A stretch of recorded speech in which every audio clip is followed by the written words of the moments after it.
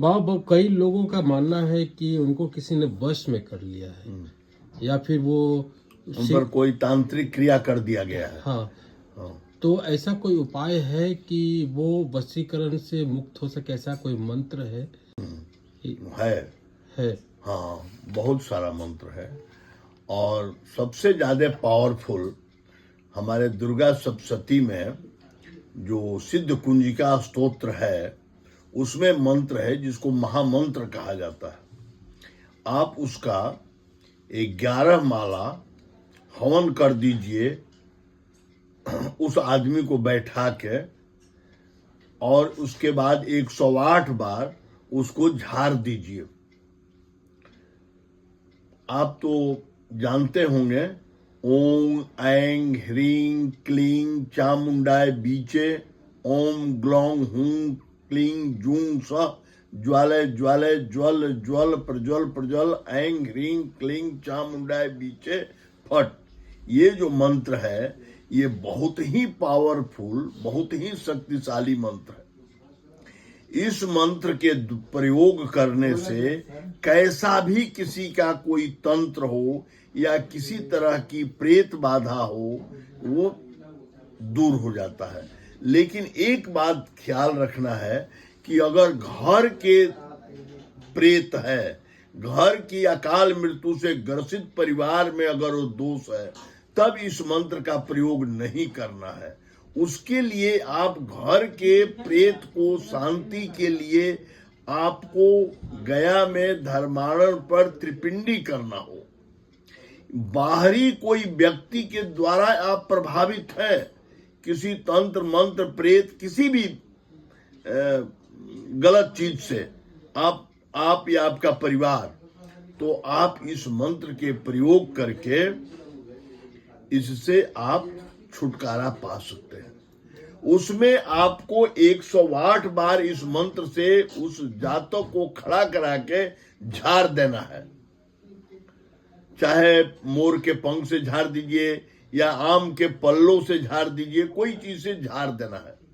और इसके बाद ये मंत्र कर देने के बाद, लेकिन इस मंत्र को कि साधक जो है वो पहले सिद्ध किए हुए रहे, या कोई अगर साधक नहीं है, सिद्ध नहीं किया है, तो 11 माला घी और नारियल के टुकड़ा से, छोटा छोटा नारियल का टुकड़ा काट दीजिए, गड़ी का जो टुकड़ा होता है, और घी में डुबो करके थोड़ा सा उसमें तिल दे दीजिए और उससे इस मंत्र से हवन कर दीजिए।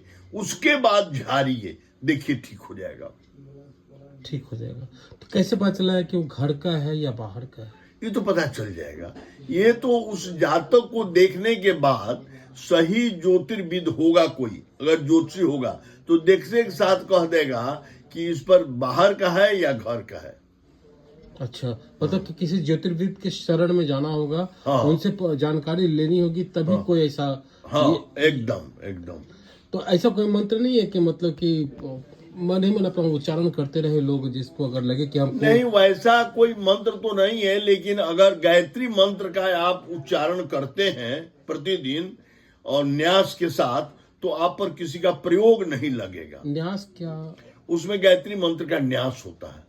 अच्छा, गायत्री मंत्र जप विधि का किताब आप लेंगे तो उसमें न्यास वगैरह सारे अपने उंगली को अंगुष्ठाभ्याम तर्जनीभ्याम जो न्यास होता है वो करके गायत्री को ध्यान करके जप अगर आप प्रतिदिन करते हैं तो आपके ऊपर किसी का प्रयोग लगेगा ही नहीं लगेगा। हाँ, मतलब एक तो हो गया ये मंत्र, दूसरा हो गया गायत्री मंत्र, और तीसरा कुल देवी को प्रसन्न करने वाले। कुल देवी अगर आपकी प्रसन्न है, हाँ। ये भी आप जान लीजिए, जिस घर में जिस घर की कुल देवी प्रसन्न रहती है वो एकदम अपने गोदी में अपने परिवार को रख की तरह, जैसे माँ अपने आंचल में छुपा के रखती है, वैसे उन लोगों को रखती है कि जिस पर कोई प्रभाव नहीं चले, इतना वो तत्पर रहती है। लेकिन आपको उसके लिए उनको सम्मान देना होगा, आदर देना होगा, अपने कुल देवी को समझना होगा। वो कोई बंधुआ मजदूर नहीं है। और वो खुश हो गए तो सब एकदम, फिर कुछ पूछने की जरूरत नहीं है, कोई तांत्रिक मांत्रिक आपको जाने की जरूरत नहीं है। और खुश होने का आपने उपाय बता ही दिया है। बता ही दिया है। चलिए बाबा, आपने बहुत महत्वपूर्ण जानकारी दी है, इसके लिए आपका बहुत बहुत आभार। धन्यवाद।